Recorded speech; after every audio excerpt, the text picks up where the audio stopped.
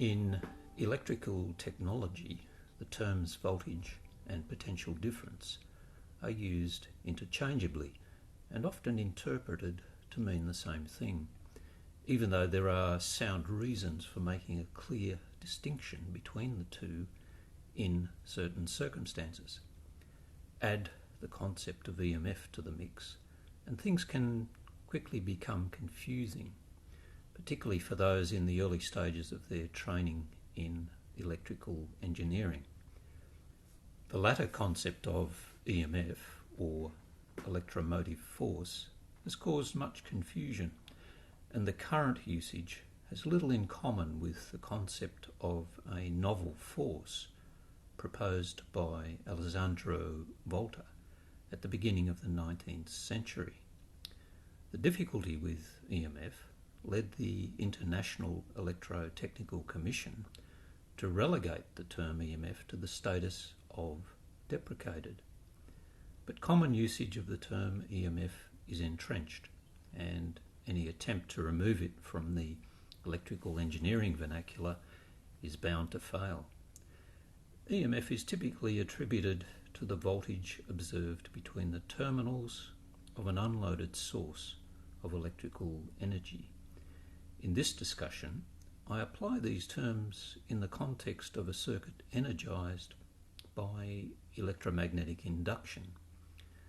I take potential difference to mean the voltage difference or electric tension between 2 points in an active circuit which is solely attributable to irrotational conservative electric field components. If only irrotational field components are present, then voltage difference and potential difference can be viewed as the same thing.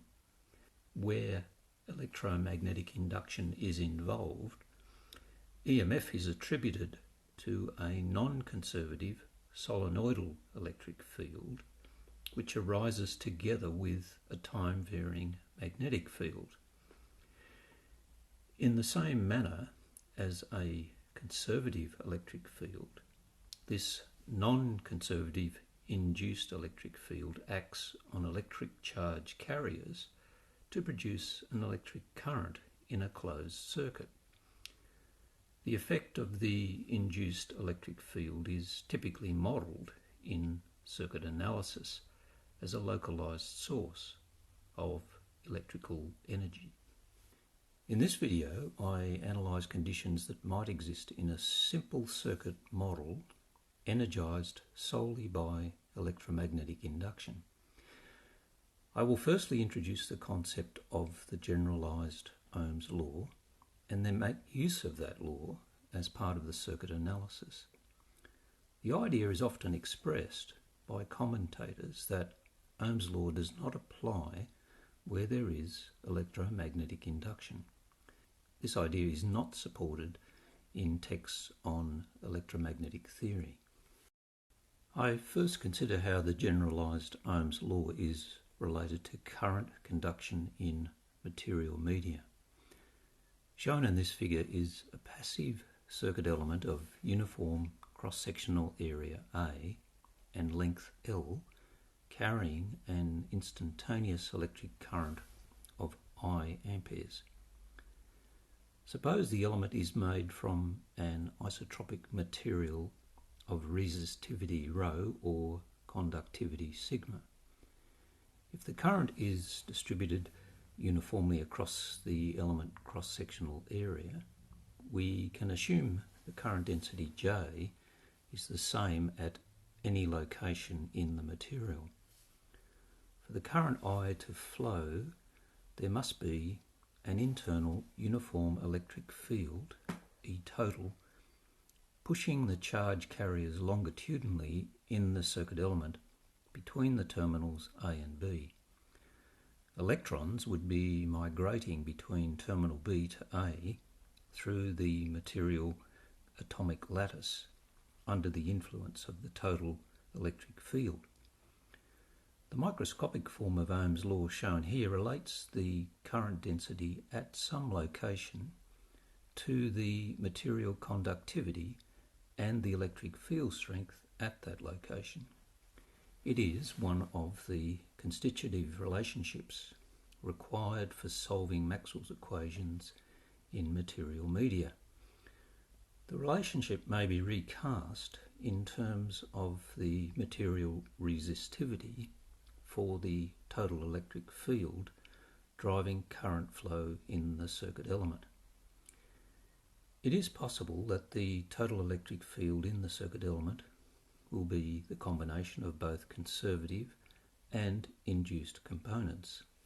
I assume here that between element terminals A and B, the total electric field, E sub total, is simultaneously composed of E con, the conservative longitudinal electrostatic field strength, and E ind, the non-conservative longitudinal induced electric field strength. The induced electric field arises together with a time-varying magnetic field, which may be either self or mutually induced. In the present situation, I am primarily concerned with mutual induction. A conservative field component is always most likely to be present and is attributed to a charge density gradient established along the circuit element surface. Where an induced field component is present, the conservative electric field will adjust from physical necessity to maintain the necessary total electric field value consistent with the instantaneous current flow. If the material is isotropic, the macroscopic form of Ohms Law shown here will apply where R subtotal is the ohmic resistance of the circuit element, that is, the DC resistance value which would be measured in isolation between terminals A and B. The conduction electrons are agnostic to the nature of the total electric field pushing them through the material atomic lattice. The voltage drop along the path between terminals A and B will be equivalent to the line integral of the total electric field encountered in that path traversal through the circuit element.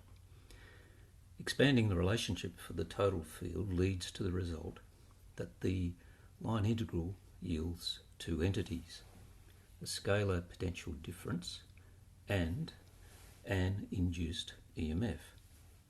The highlighted result is one statement of the generalised form of Ohm's law. This is the key relationship which will be used in the circuit analysis developed later in this video. This relationship will still apply where electrical conditions vary with time. For the purposes of this discussion, the time-varying conditions are treated as being quasi-static, a situation which typically applies to systems in which the circuit element dimensions are negligible with respect to the wavelength of the dominant circuit operating frequency. In summary, U sub AB is the ohmic voltage difference between terminals A and B. V sub AB is the electrostatic charge-related potential difference between terminals A and B. Epsilon sub AB is the EMF arising from either self or mutual Faraday electromagnetic induction between terminals A and B. In this slide, I evaluate the induced EMF along a straight wire segment located adjacent to a time-varying magnetic field. This will be a key relationship in the analysis of the electrical conditions in the circuit I will discuss later in detail. The time-varying magnetic field is located at the origin of the XY plane, and the field flux intersects the XY plane orthogonally. The time-varying magnetic flux is confined to a circular cross-section extending well above and well below the XY plane. The cross notation shown here indicates that the magnetic flux is directed away from the observer. I state that the total flux is varying at a constant rate of lambda Weber per second. The negative sign simply implies that the flux is increasing in magnitude in the stated direction into the xy plane away from the observer. The radial line from the flux region geometric centre to point P subtends an angle theta with the x-axis. Relationships for the radial distance to P and the angle theta are shown here. At point P, an induced vector electric field component will exist which acts orthogonally to the radial line OP. The electric field strength will be given by this relationship.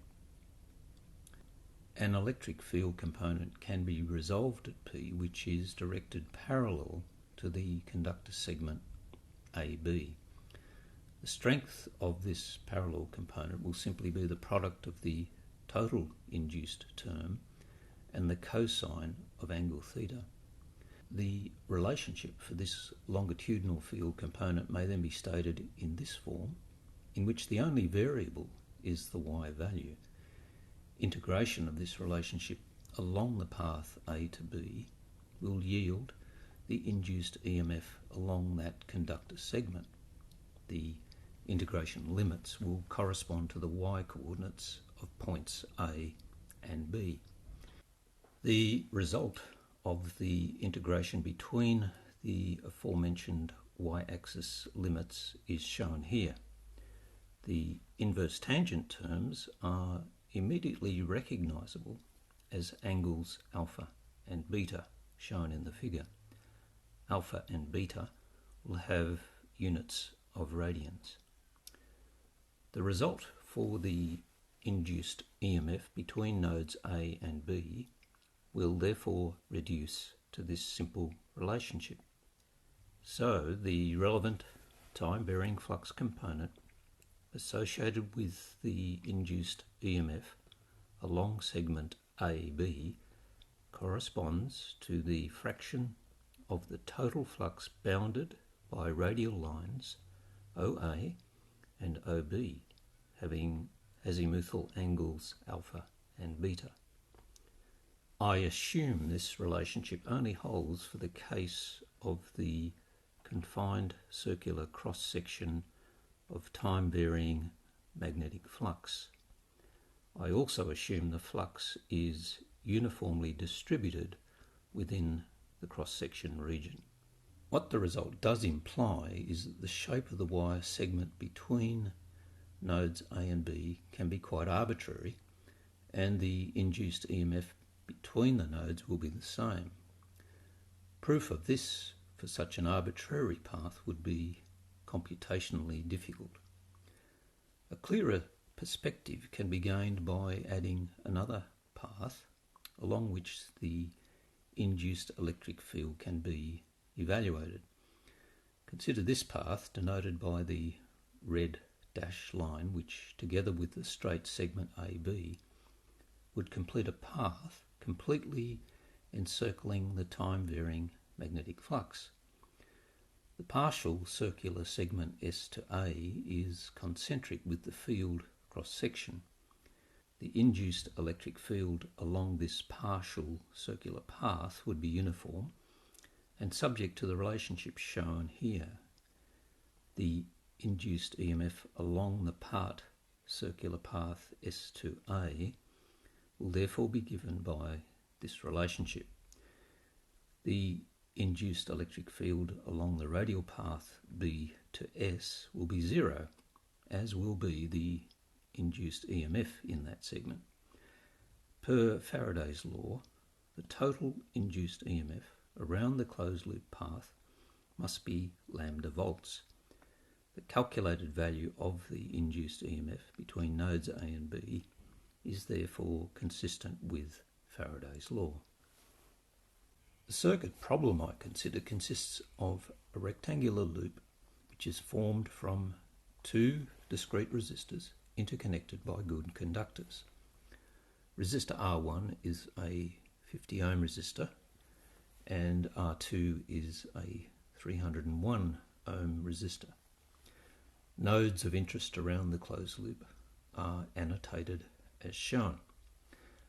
A confined, time-varying magnetic field is located within the loop boundary and directed orthogonally to the plane of the loop surface. The magnetic field is assumed to extend well above and well below the loop surface plane. It might be formed with a long, tightly pitched solenoid winding carrying a time-varying electric current. No part of the loop intersects the time-varying magnetic field cross-section. The field is assumed to be increasing uniformly with time and directed away from the observer. The total flux obeys this relationship. That is, it is increasing in magnitude at the rate of 1 Weber per second. I assume, for the purposes of this study, that the changing flux condition persists for a sufficient time that a quasi-steady state exists and that observations could be made with an electrical instrument such as a cathode ray oscilloscope. While the steady increase of magnetic flux persists, there would be a steady induced loop EMF of 1 volt. The loop conductor and resistor dimensions and the relative disposition of the confined time-varying magnetic field are shown here. Here I annotate various azimuthal angles relative to the field cross-section geometric centre. It is a simple exercise to evaluate each angle as shown.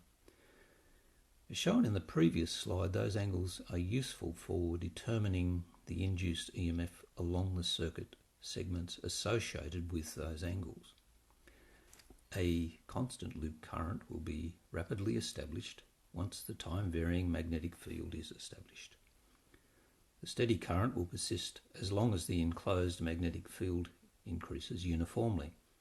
The current will obviously be given by Ohm's law, since with constant loop current there will be no self-induced back EMF in the loop. The next step is to make use of these angles to evaluate the EMF values that would exist between any two nodes along the loop. Hence, EMFs for loop segments A to D, B to C, A to B, C to D, S to P, R to Q, P to A, D to S, Q to P, and S to R can be derived as shown here. The ohmic voltage drops along the resistor segments B to C and R to Q can be evaluated as shown here. Clearly, the resistor ohmic voltage drops do not equate to the induced EMF components along the resistor body lengths. If the generalised Ohm's law is applied to the discrete resistors, the scalar potential difference components along either resistor body length can be readily determined. This is done by subtracting the induced EMF component from the ohmic voltage drop for each case. The results are shown here. Clearly, the potential differences are not the same as the ohmic voltage drops. A similar process can be followed to firstly evaluate the ohmic voltage drops along the conductor segments. The conductor segments are assumed to have negligible resistance compared with the discrete resistor ohmic values. Clearly, there must be effectively zero ohmic voltage drop along the conductor segments as shown here. Again, the generalised Ohm's law may be applied to the conductor segments to determine the scalar potential difference along each conductor segment. A perhaps unanticipated condition now becomes apparent from the determination of the scalar potential differences.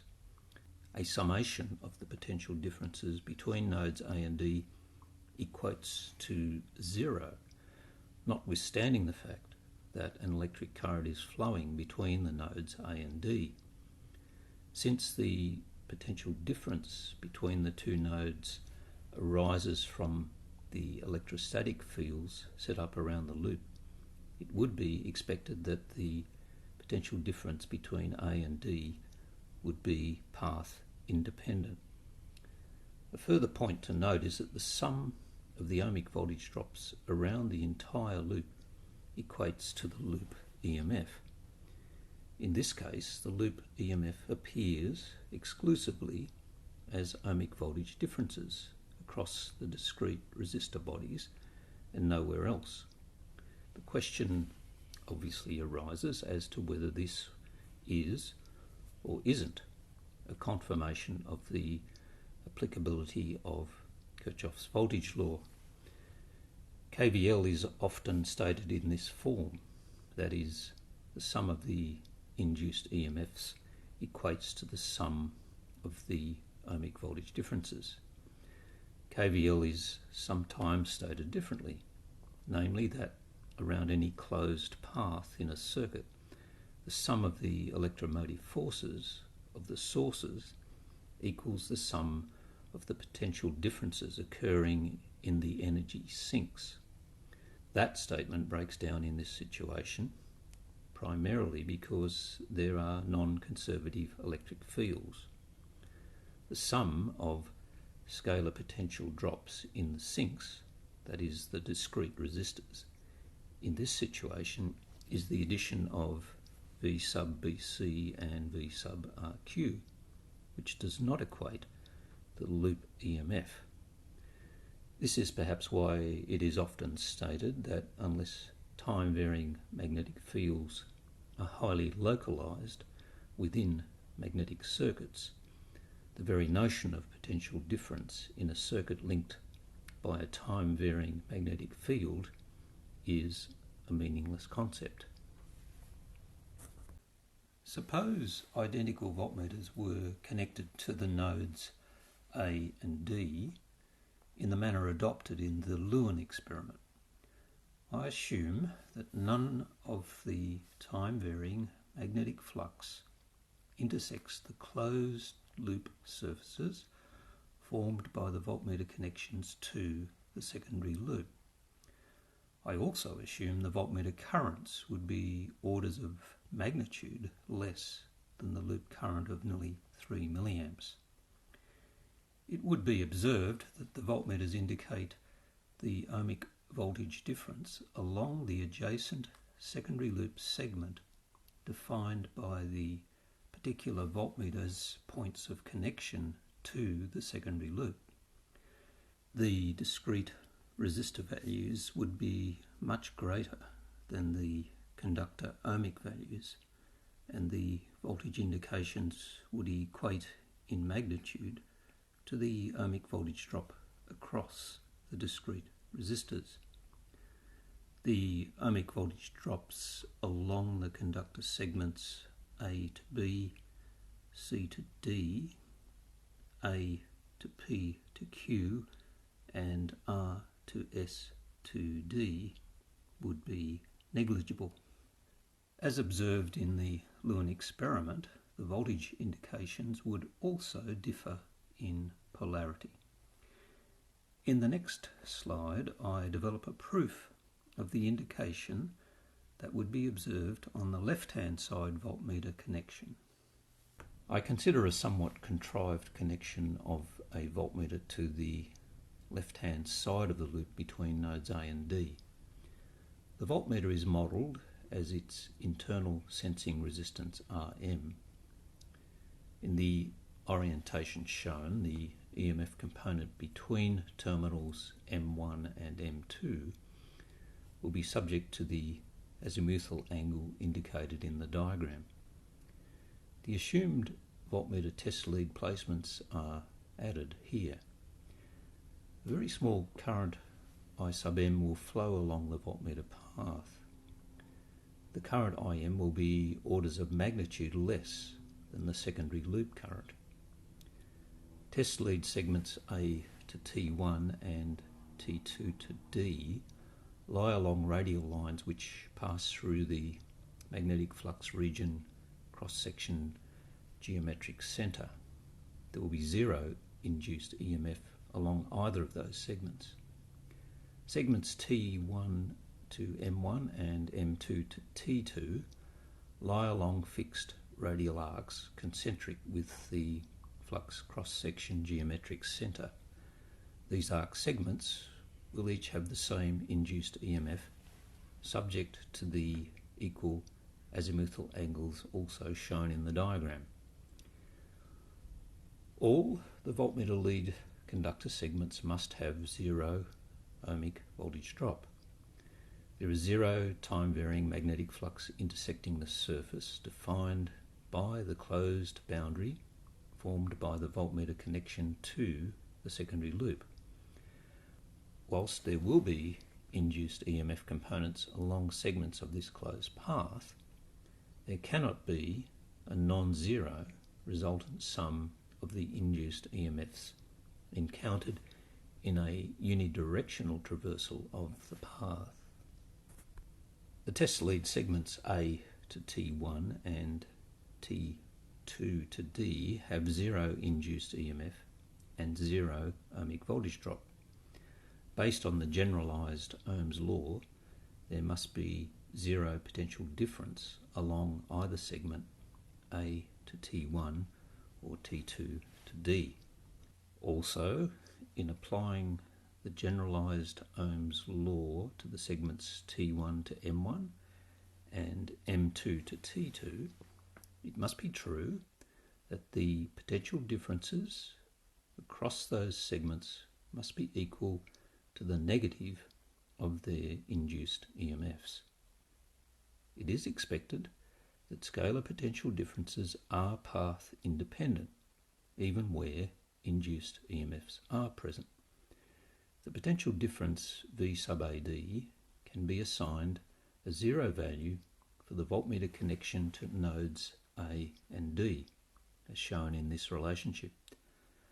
Other than the potential difference V sub M1, M2 across the meter terminals, all the potential differences along the meter path between nodes A and D are known.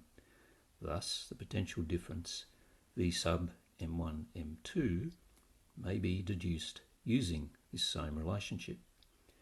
The induced EMF and the scalar potential difference at the voltmeter terminals are now known.